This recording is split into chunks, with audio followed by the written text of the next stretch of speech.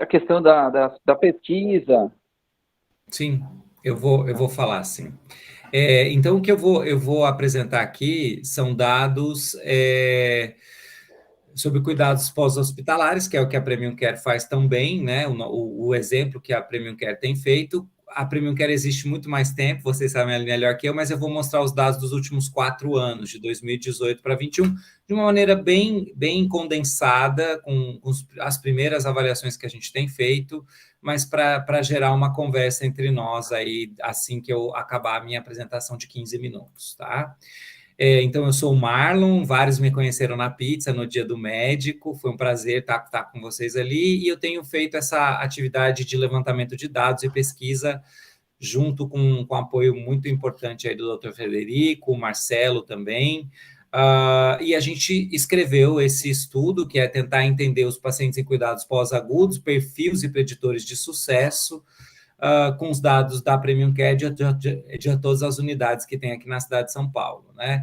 Esse projeto vai ser um projeto, primeiro, retrospectivo, com dados de prontuário, e a gente submeteu para o Comitê de Ética da Faculdade de Medicina da USP, que tem um comitê de ética lá em pesquisa, e foi aprovado recentemente para que a gente possa usar esses dados, então, da maneira dentro do escopo que a gente organizou, tá?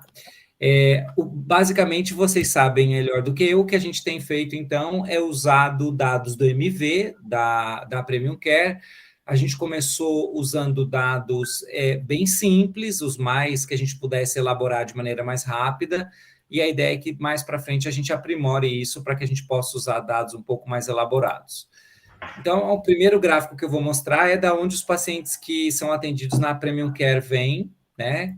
Então, os pacientes vêm de todas as regiões de São Paulo, vocês podem ver aqui, região norte de São Paulo, região leste também, região oeste também tem, e região sul também. Vocês veem uma menor quantidade de pessoas daqui, mas aqui é uma região que a gente praticamente não tem pessoas morando nesse extremo sul de São Paulo, é uma região mais de mata, tudo, então é natural que tenha menos pessoas daqui. É também natural entender que as pessoas, que a maioria das pessoas encaminhadas, e aqui são dados de 1.350, mais ou menos, internações da Premium Care de 2018 a 2021, estão no centro expandido de São Paulo, né? Onde está mais lotados os pacientes que são atendidos, mas a gente vê que tem pacientes de todas as regiões, e não só da cidade de São Paulo. A gente vê que a Premium Care tem uma abrangência para toda a região aí, a grande São Paulo, que envolve mais aí de 28 cidades, né?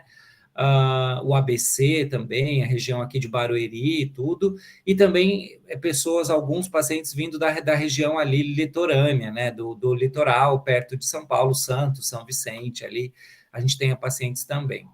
Essas cores indicam as diferentes unidades onde o paciente é admitido, né? Eu não vou lembrar agora de cabeça, mas é como se a amarela fosse uma das unidades, o roxo aqui fosse outro, o preto outra. Então, abrangendo as 8 unidades que a Premium Care tem na cidade de São Paulo.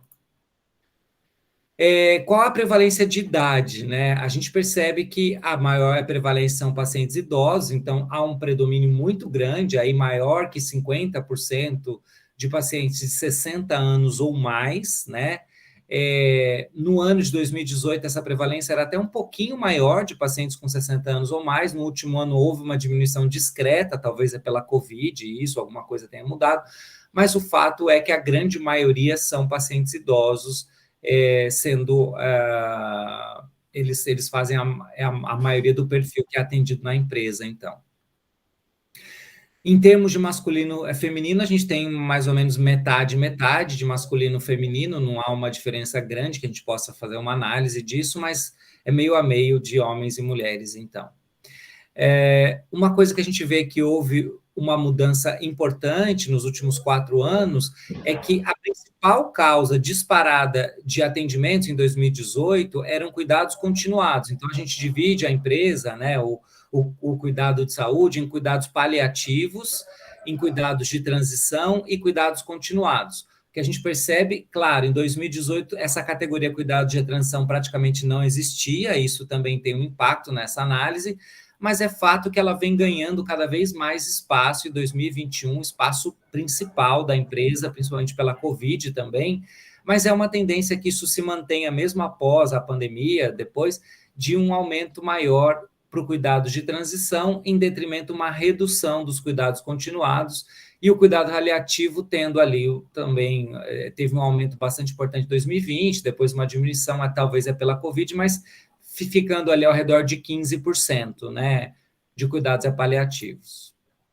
Quais os principais motivos de internação, né? A gente tem um grande grupo que é de doença cerebrovascular, de alterações neurológicas, né? Porque quando a gente pensa em alterações neurológicas, a gente pensa desde doença cerebrovascular até demência também, é como também, por exemplo, encefalopatia, trauma, a gente tem também bastante trauma crânioencefálico, então eles têm uma predominância aí, mas a gente também tem bastante infecções, né? Pós-infecções aí agudas no hospital que acaba vindo para a Premium Care, neoplasia também câncer, né? Trauma com fratura, além do TCE, então, doença cardiovascular, depois em menor quantidade, mas ainda assim está entre as principais, o DPOC também, e aí as outras causas aqui ficam ao redor de 14%, mas a gente vê que esses 8 principais causas aí abrangem praticamente 85% das causas atendidas na Premium Care. Qual o tempo de internação que o paciente fica conosco, né? Fica complicado a gente avaliar cuidados continuados junto com transição, junto com cuidado paliativo. Então, a gente separou nos 3 principais motivos de internação, quer dizer, nas 3 categorias de internação. Quando a gente pensa em cuidados continuados, a gente tem uma média de internação aí de 70 dias que o paciente fica, mas o que a gente percebe no cuidado continuado? Essas linhas que continuam além da média, é como se distribui 75% das internações em cuidados continuados, a grande maioria dos casos, tá? Então, você vê o quê? Tem uma grande amplitude que fica entre 20 dias e 160 dias. Então, a média em 2018... né, a média em 2018 era de 70 dias, mas ela tem uma amplitude de 20 até 160 dias, tá? O que a gente percebe é que essa média tem uma tendência de começar a diminuir, né? Então, em 2019, ela caiu para 60 dias, diminuiu 10 dias, a amplitude também diminuiu. Em 2020, ficou ali ao redor de 60 dias também, quer dizer, se manteve tendo uma amplitude grande, e 2021 foi a grande queda aí. Ela acabou tendo uma queda para 20 dias só, principalmente pela Covid, porque também em 2021 a gente pega os pacientes só que tiveram alta, então, quer dizer, aqueles que estão internados ainda não estão nesse cômputo, isso faz acabar tendo uma queda artificial, né? Mas o que a gente vê é que era 70 dias, fica ao redor de 60 dias hoje, aqueles de cuidado continuado na média, mas é uma categoria que tem uma amplitude grande, tem uma variabilidade grande aí dos valores, né? Os cuidados de transição têm uma queda mais evidente que a gente vê, e aqui essa captura é uma captura muito real, né? Então, em 2019, eles ficavam 60 dias na média com a empresa, você vê que era apenas 10, praticamente empatava com os cuidados continuados, mas aí em 2020 ele dá uma queda para 45 dias, né? Perto de 50 dias aqui. Em 2021, talvez estimulada pela Covid, tem uma queda para próximo 30 dias na média. E a gente percebe que, apesar de 2019 ter uma variabilidade grande, a variabilidade de 2020 e 2021 não é grande. Quer dizer, uma variabilidade aqui, ele variou de 15 até 45 dias em 2021. Não é uma variabilidade grande essa, né? Dá uma variabilidade de um mês aí, dos casos mais rápidos para os casos um pouco mais demorados, dentro da transição. Os cuidados paliativos, a mesma coisa, a gente não vê uma variabilidade tão grande assim, mas a gente tem que tomar um cuidado aqui, porque aqui o eixo Y acaba indo de 0 a 600 dias, né? A gente percebe que em 2019, 2018, a média era muito alta, o paciente era encaminhado para cuidado paliativo e não morria, mas também não tinha alta, ficava na empresa aqui, ó, a gente tinha uma média até de 450 dias na média, né? Mas isso caiu drasticamente para 190 dias em 2019 e caiu mais drasticamente aqui para ao redor de 45 dias em 2020 e se manteve perto de 40 dias em 2021.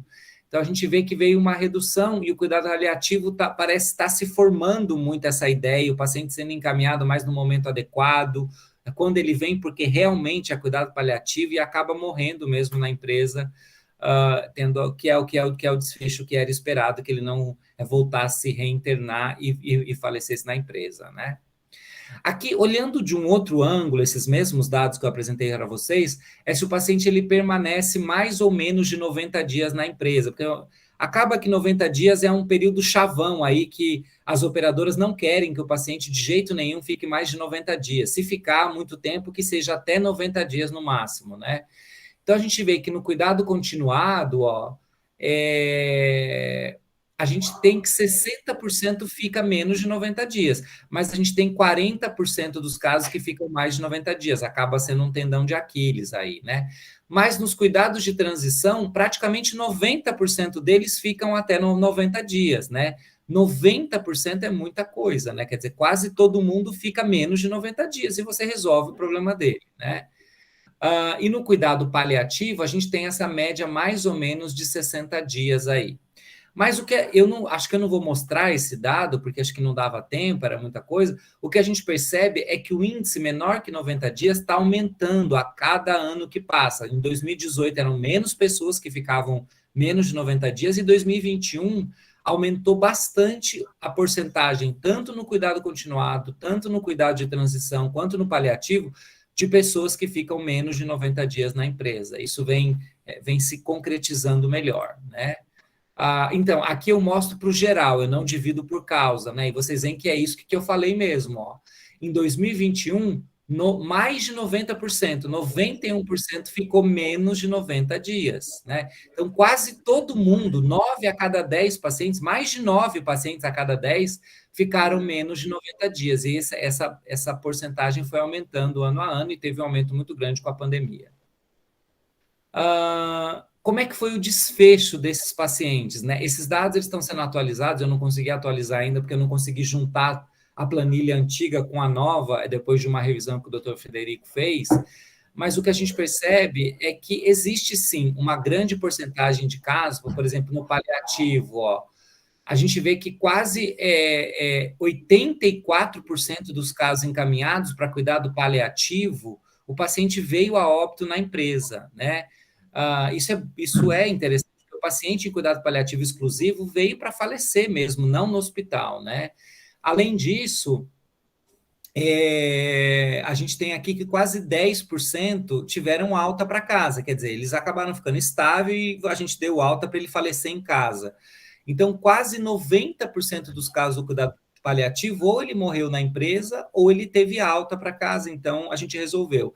E 10% deles acabaram se reinternando, que é o que a gente não quer.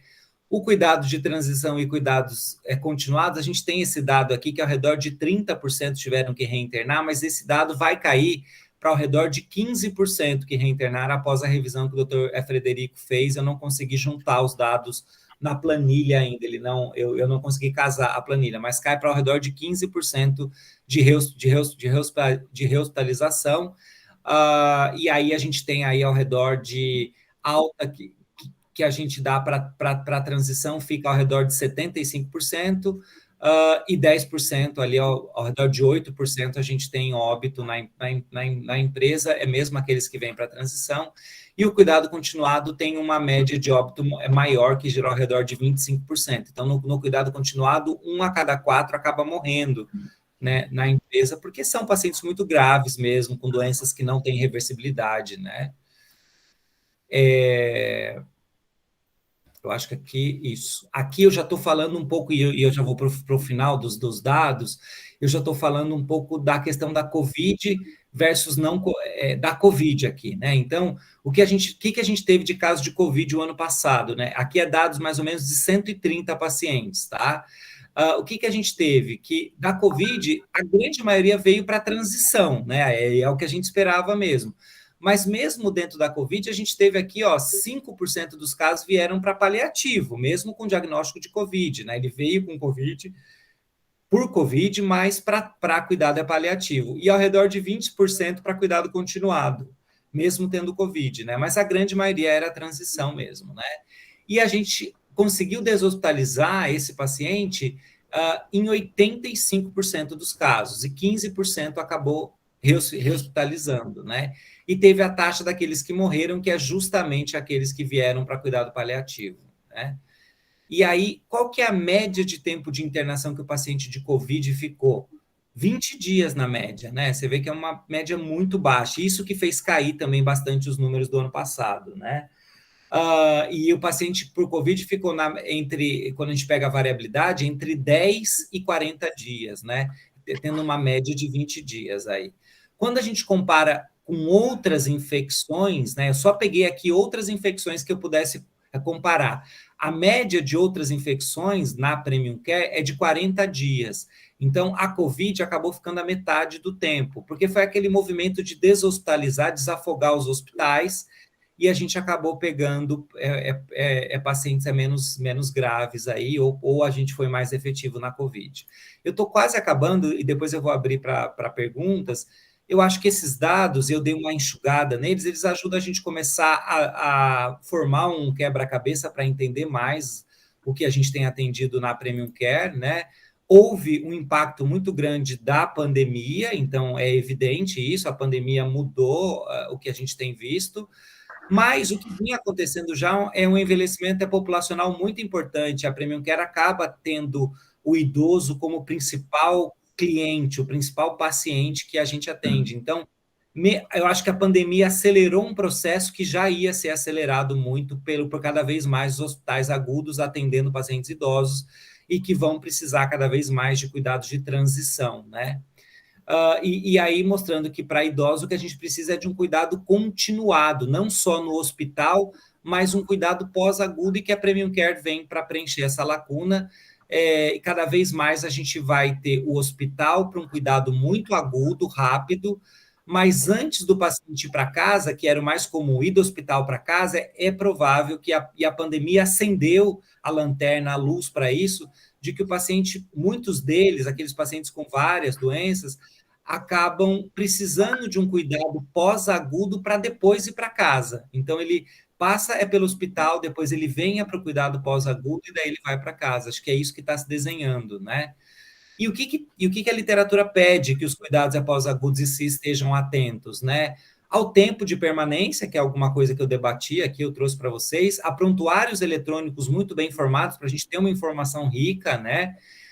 Que a gente tenha bons índices de satisfação com a família e com o paciente. A gente tem levantado esses dados e tem tentado ver através daquela escala que é medida com os pacientes sobre a satisfação. Evitar taxas de rehospitalização é outra preocupação dos cuidados pós-agudo, é diminuir isso, né? É ter um atendimento 5 estrelas. E aí, quando a gente fala em questões clínicas, é ter um cuidado muito grande aí para úlceras de pressão, para quedas, infecções, né? Que a Premium Care tem bons dados disso. A gente, quando fizer uma segunda etapa de levantamento de dados, a gente vai ter que estar atento a esse tipo de coisa, ao manejo de dor também, que é muito frequente. Então, acho que a gente está indo para um caminho muito interessante para tempo de permanência, para desenvolvimento do prontuário eletrônico. Existe um trabalho desse dentro da empresa, para o nível de satisfação do paciente, para diminuir a rehospitalização e ter um trabalho 5 estrelas. Então, eu acho que esses 5 itens têm sido muito bem vistos. Essas questões clínicas também devem ser a nossa prioridade.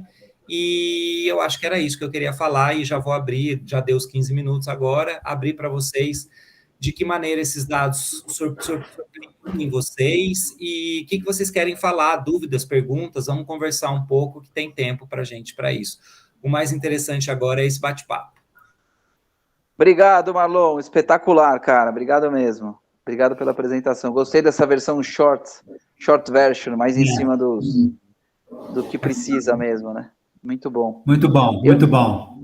Doc, eu ia dar uma sugestão, porque a gente já conhecia os dados do pessoal, do Rafael, da Vivi, da Mônica, do pessoal comentar, ver o que eles acharam, porque a gente já conhece os dados, né? Para depois a gente, o que você acha? Ou você quer falar alguma coisa antes?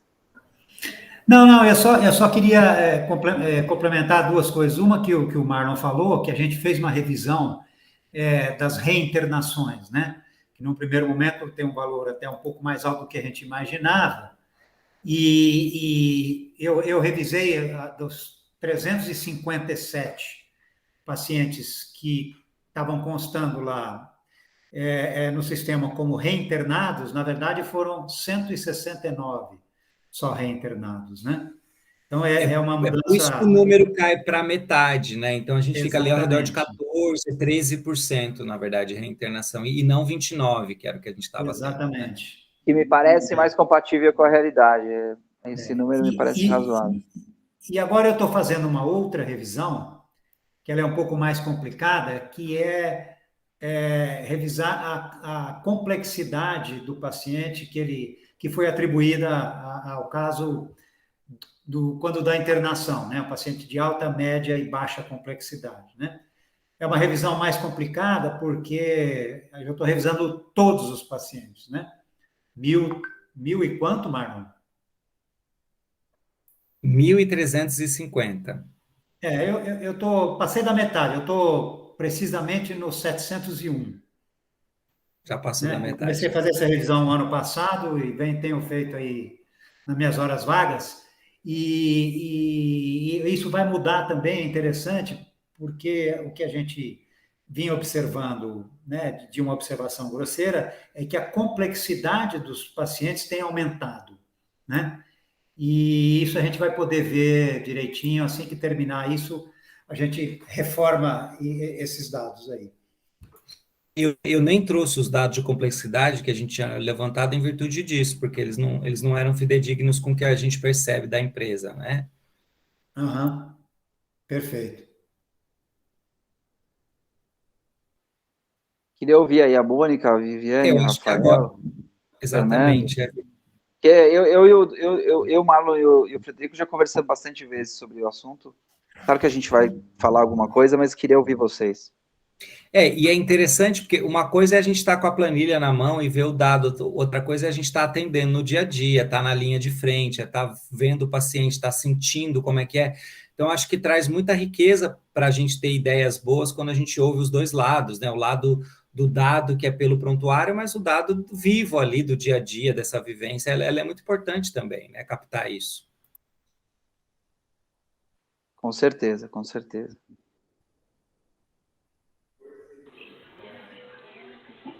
Bom, assim, para acrescentar... Oi, tudo bem, Frederico?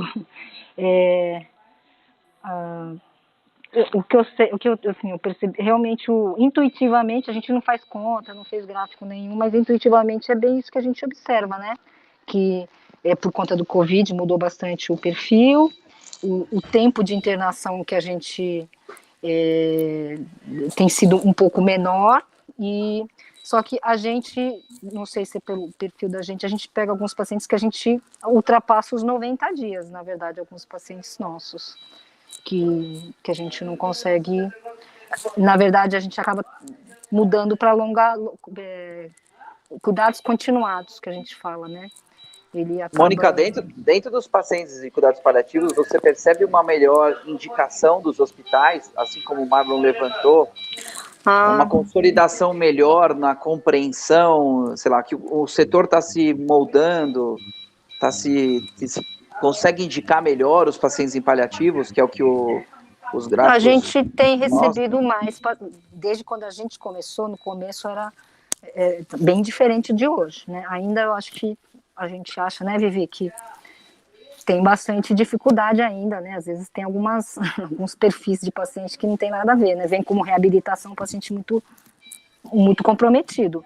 Mas, no geral, a minha percepção é que eles já vêm até com muitas definições, né? Já de metas de cuidado já meio definidos, a família conversada. É uma tendência para exatamente bem isso aí que ele demonstrou nos gráficos. Pelo menos na minha percepção foi essa. E aí, Rafa, você como semi-novato aí, já quase um ano, já mais de um ano, né? Quase um ano. Quase um ano. Qual é a tua percepção? Não, eu acho que é muito que a Mônica falou, eu acho que ainda é um pouco heterogêneo, né? A gente ainda recebe bastante pacientes aí deshospitalizados, né? Com uma proposta de reabilitação e tem muitos critérios para inclusão em cuidados paliativos, né? E aí a gente acaba com o nosso acolhimento, né? A gente consegue ir explicando para a família e a gente consegue transitar aí desse plano aí de cuidado, talvez de uma transição para um cuidado paliativo, né?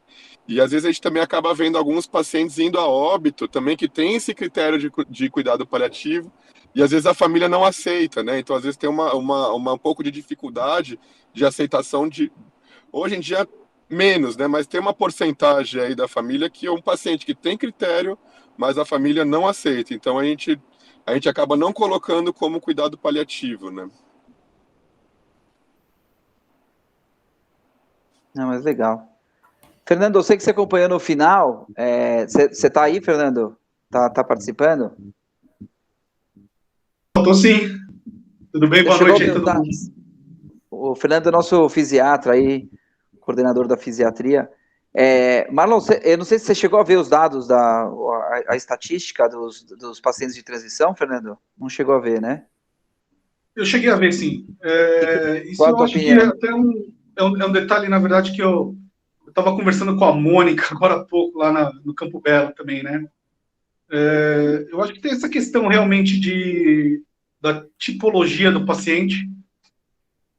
Muitas vezes o paciente ele chega com um ticket, com uma tipologia que às vezes não é a real, né? Eu acho que isso aí talvez possa alterar um pouquinho aí os dados, né? Lógico, é uma minoria, mas tem casos, né? Então, assim, muitos pacientes chegam como reabilitação e claramente um paciente longa permanência ou um paciente paliativo, né? Então, acho que esse é um ponto que talvez crie um viés aí, mas é uma minoria. Você viu que os dados de transição, né, a gente conseguiu diminuir o tempo, né? Talvez, você acha que tem uma falha de compreensão por causa do Covid? Você acha que existe nesse, sei lá, 8 meses que você está aí, você consegue ver uma diminuição do tempo de internação, alguma percepção nesse sentido? Porque realmente a gente conseguiu estreitar o tempo de internação, né? E o range também, né? Eu acho como é que que você os percebe pacientes COVID, os pós-Covid, na verdade, eu basicamente dividiria em 2 grupos, né? São aqueles que realmente estão muito mal, vão realmente ficar em longa permanência, ou, no geral, é um paciente que precisa de um tempo menor mesmo. Então, eu acho que coisa de 30 dias, 45 dias no máximo, ele já está bem melhor. A gente consegue ter um bom ganho com ele, e é um paciente, no geral, que já está há muito tempo fora de casa, então ele já cria uma expectativa também de alta, ele quer ir para casa, né? Então eu acho que isso aí também influencia nesse período aí da hospitalização. Mas você acha que o Covid atrapalhou os dados? Você acha que essa transição nossa é mais demorada do que está aparecendo? Ou você acha que foi uma influência pequena? Não... Com certeza eu acho que influencia, né? Mas é o paciente que tem atualmente, né? O volume, né? Então é uma situação complicada a gente falar de tempo, né? Se viessem, por exemplo, só pacientes de transição pós-AVC, com certeza seria um tempo maior, né? Então, você não quer se vangloriar aí de que você está fazendo um bom trabalho e tudo. Então, nesse ponto que eu ia... Caramba, cara. Nesse ponto que eu ia tocar, eu acho que assim, a gente tem algumas questões aí nessa evolução, né, do tempo médio de internação, né? Eu acho que uma primeira questão é que a gente está olhando melhor esses pacientes, uma porcentagem dos pacientes que vinham como longa permanência, como cuidados continuados, a gente está olhando um pouco melhor do potencial desse paciente, pelo menos por uma razão, porque as operadoras estão insistindo nisso, né? Tem operadora que não gosta de falar paciente crônico, longa permanência, cuidado continuado. Eles querem transicionar. Então, isso fez com que a gente, eu acho que, ao longo dos últimos anos, a gente olhasse melhor esse paciente, desse mais atenção a ele, e não tenha dúvida que o fato de a gente ter estruturado o nosso serviço de fisiatria contribuiu muito para essa visão também, né? Você começa a olhar com outros olhos, com um olhar mais técnico para esse paciente, e é óbvio que o resultado é melhor, né? Temos um setor de fisiatria estruturado na empresa, não tínhamos há um tempo atrás, né? Então, essa combinação entre a operadora ter mais cuidado de mandar paciente e de pedir transição para esse paciente, o fato da gente ter estruturado um setor, da gente ter focado melhor nesse tipo de resultado, é óbvio que fez melhorar, né? Tem o Covid, claro que tem o Covid, né? A gente teve uma mudança de perfil aí, um mixing aí de uma patologia diferente, com uma característica diferente.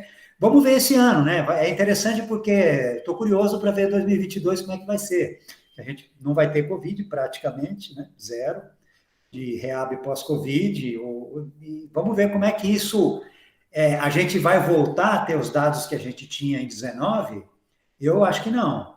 Eu acho que a gente vai continuar com o perfil de diminuir tempo médio de permanência e de ter mais atuação na transição. Eu acho que a gente vai receber mais menos pacientes em cuidados continuados puros. Essa é a minha aposta. E eu também acho, Doc, assim, claro que a gente tem que ter todo o rigor científico, ter cautela, tudo, mas a gente tem que comemorar. Os dados mostram uma diminuição de tempo de permanência. Se você pegar os nossos NPS, são ótimos. Quer dizer, a gente tem que agradecer a nossa equipe e agradecer vocês aí. Por outro lado, a gente tem um desafio que é essa história do aumento do grau de complexidade dos pacientes. A gente tem recebido, as operadoras têm mandado, os hospitais têm mandado pacientes mais complexos para a gente, de mais difícil manejo, né? Mas a gente, assim como o fato de a gente ter estruturado o setor de transição, de fisiatria, fez com que a gente melhorasse a qualidade do cuidado, a gente, pelo fato de estar recebendo pacientes mais complexos, a gente está aprimorando o trabalho de equipe também, né? Aprimorando o trabalho médico. Eu acho que a gente está com um grupo médico bastante qualificado hoje, né? E a gente está estruturando melhor a equipe.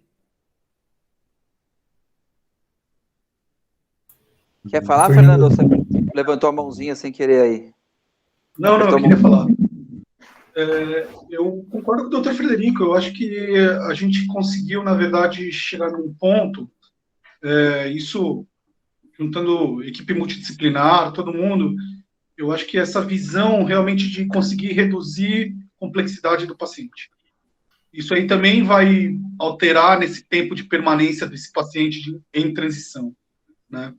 Então, eu acho que juntando isso com a operadora, chegando num ponto que fique viável para a família conseguir ter os cuidados em domicílio, tal, eu acho que ajudou bastante a reduzir também esse tempo, né? Mas eu acho que, assim, a gente vai ter que ver realmente, como o Dr. Frederico disse, eu acho que 2022 vai ser um bom parâmetro, né? Vai ter menos Covid, vamos ver como que vai ser. É a hora da verdade, já tem o nome do filme, né? Dados Premium Care 2022, a hora da verdade. É isso. Vivi, o que você quer falar? Conta pra gente o que você achou dos dados. Se ela tá, acho que não só tá de... Não, eu tô de ouvinte. Tá de ouvinte, não? Fala pra mim, Vi, o que você... Não, acho que assim, primeiro elogiar o trabalho de... Oi? Concordo com a Mônica, o que ela tinha falado, é bem isso mesmo. Entendi. Então... Não tenho nada a acrescentar, não. Não? Não, tá bom. Acho que é momento de comemorar, são dados bons, né? Acho que são apresentáveis, a gente vai conseguir transformar isso num dado público, né? Relevante para o cenário brasileiro. Acho que na Bract, né, Doc, a gente vai poder, depois que isso for publicado, mostrar isso para os outros nossos concorrentes, para ajudar, ou para mostrar realmente a consolidação do mercado, né? A maneira como ele está se organizando. Acho que isso vai servir precisa muito. muito desses dados, né? E pode até ser uma influência, né, também, porque não tem volta, né, esse mercado, essa área do pós-acute care, essa área do cuidados pós-agudos, quer para transição, quer para paliativo, quer para pacientes mais complexos, ela não tem volta. Então, esse trabalho pode até influenciar aí como que a operadora vê, pode diminuir discriminação contra o setor, eu acho. Eles são realmente bem atrativos. Cabe a gente apresentar eles de maneira com uma boa qualidade e tal, para que isso gere frutos, tanto acadêmicos quanto fruto real para o